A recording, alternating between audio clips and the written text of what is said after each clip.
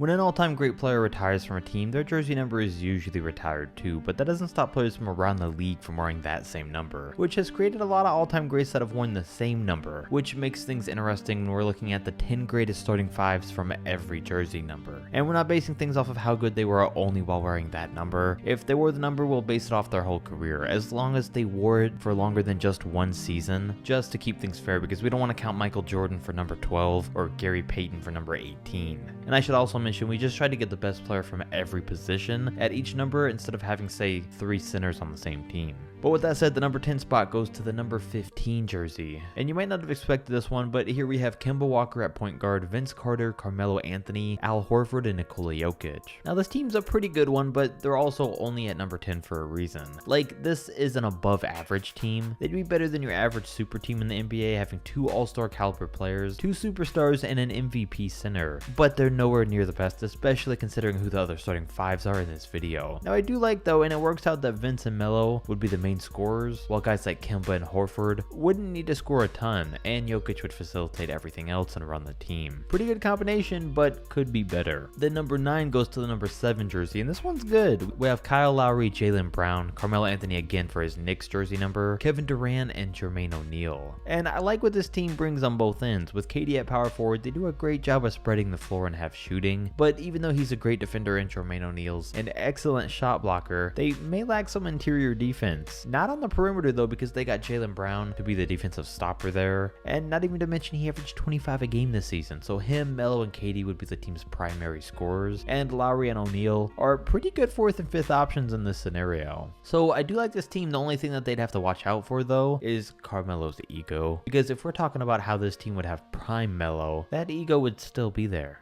Number 8, I like the starting 5, coming from the number 1 jerseys, with Derrick Rose, Devin Booker, Tracy McGrady, Chris Bosh, and Amari Stoudemire. Again, not the best defense by any means here. Chris Bosh is the only one on the squad that was pretty good on that end. But we got 5 all-time greats here, and not a single all-defensive team between them. On offense though, that's another story. Rose was an MVP, Booker's a monster scorer, and McGrady's a multiple-time scoring champ. And they got a lot of firepower down low too. 2 guys that can score in or outside the paint. I really like the squad. This is easily a championship roster, but I would be a little worried about the ball movement. That'd be the other weakness I could see here. Probably wouldn't be a huge issue, but Rose was never a pass first guy, Booker and T-Mac are scorers, and of course big men aren't the facilitators that they need, and not getting those looks from a true point guard could affect Amari Stoudemire the most. But I feel like if it needed to be done, the guards don't have huge egos, and they could definitely make it happen. Number 7, we got the number 3 jerseys with Chris Paul, Dwayne Wade, Kelly Oubre, Anthony Davis, and Ben Wallace.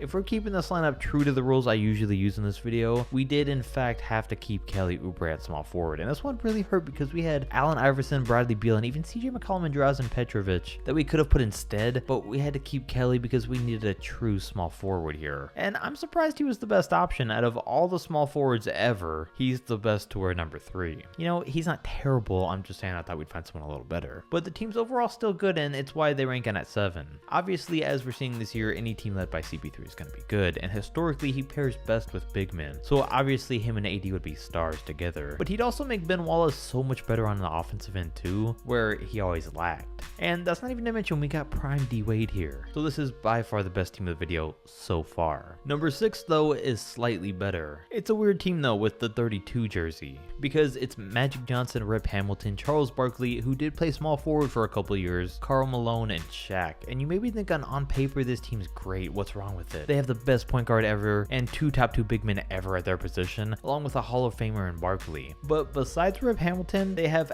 absolutely no shooting on this team, and it's why they don't rank any higher. I mean, Rip's always been a great shooter, but Magic's not a jump shooter and definitely not a 3-point shooter. Charles Barkley's infamously the worst 3-point shooting superstar of all time. Karl Malone can't shoot, and obviously Shaq's the worst out of all of them. So that'd be a big issue here. I mean, if you think of Magic Johnson and a Shaq duo, you think of championships. Or if you think of replacing John Stockton next to Karl Malone with Magic Johnson, you think of winning all day. But I mean, this team could be better. Sure, they'd still win multiple championships if they play together, no doubt. They would easily win games even with their main weakness, because they're all-time greats for a reason, but when compared to these other teams ahead of them, we just couldn't rank them any higher. Number 5, we got the number 6 jersey with Eric Bledsoe, Lou Williams, Julius Erving, LeBron James, and Bill Russell. And there's not as much star power on this one, but I just love the pairing of Julius Erving and LeBron James. I think having the 2 of them playing side by by side would be great. I couldn't see them having like amazing team chemistry or playing off each other real well because they virtually play the same position, but I could see them each going back and forth, taking turns, punishing the other team and scoring on every possession. Plus, they wouldn't have much to worry about because Bill Russell would handle most of the defensive end of things. While Eric Bledsoe wouldn't be much of a help aside from defensively, they could always give the ball to Lou Williams to change things up and try and get something going on his own.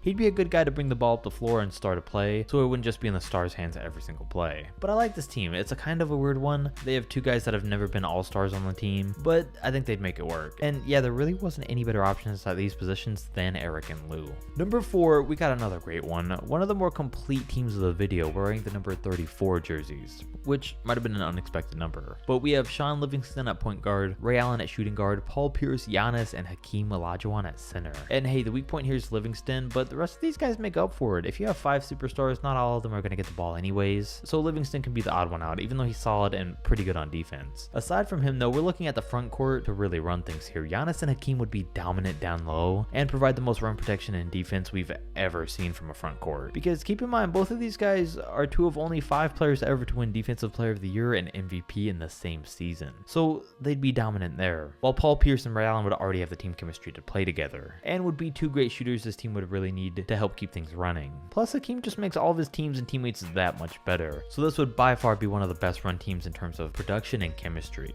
Number 3 goes out to guys who wear the number 33, because we have Stephon Marbury, David Thompson, Scottie Pippen, Larry Bird, and Kareem. For these guys, it's pretty good when the worst player is a 20-point per game scorer and was a multiple-time All-Star. That's saying something, and I don't even know where to start here. I mean, Kareem's the best center ever. David Thompson was an elite scorer and one that Michael Jordan modeled his game after, so pairing him right next to Scottie Pippen just makes perfect sense. And it would probably give them a similar dynamic, and then putting Larry Bird at power forward just ties it all together. Usually having Bird at power forward would have its disadvantages, but like having Pippen and Kareem in the starting 5 really makes it for any spots they'd be lacking because of it. So overall, these guys would definitely be hard to beat, but not impossible because number 2's a little better with the number 13 jersey. And here we have my favorite team, one with Steve Nash, James Harden, Paul George, Marcus Morris, and Wilt Chamberlain, and it really doesn't get that much better than this. A team like this with each guy's skill sets at each position is really one of the best you could possibly put together. Nash is the facilitator, and I mean, him and Wilt Chamberlain in the pick and roll together would be unstoppable, and him and James Harden in the backcourt together would create no issues, seeing how we saw Harden play with a guy like CP3. While Paul George is the perfect guy to play with 2 guys like that in the backcourt that kind of need the ball more often. While Marcus Morris isn't great, but the fact that he stretches the floor and is a great defender really makes him a perfect fit. So these guys really have every aspect of the game covered. They have players that are all some of the best at every aspect of the game, with passing, scoring, defending, rebounding, and steals all in one starting 5. Then finally, the best team we can make out of a single jersey number should be obvious. It's the number 23. So for a point guard, the best we have was Fred VanVleet. But beyond that, we have Michael Jordan, LeBron James, Draymond Green, and Anthony Davis at center. VanVleet's the least best on the squad, but he's by no means a bad player. He'll get you nearly 20 a game, and he's a great 3-point shooter. Draymond, he's still terrible. I'm still not a fan of the fact that he physically won't shoot the ball, but on this team, it would actually work since he has so many other guys to get it to. While there's no denying in his prime that he can still be dominant defensively, and AD dominates down low and covers a little bit of everything with him being so diverse. And then, oh yeah, there's just the 2 best players to ever do it also on the same team together. With Jordan's willingness to score and LeBron's willingness to facilitate, they'd obviously be perfect fits and unbeatable together. And not even to mention there's 15 rings between the 5 of these guys. They're the best, and there's no arguing that. If you enjoyed the video, drop a like, subscribe, and I'll catch you next time.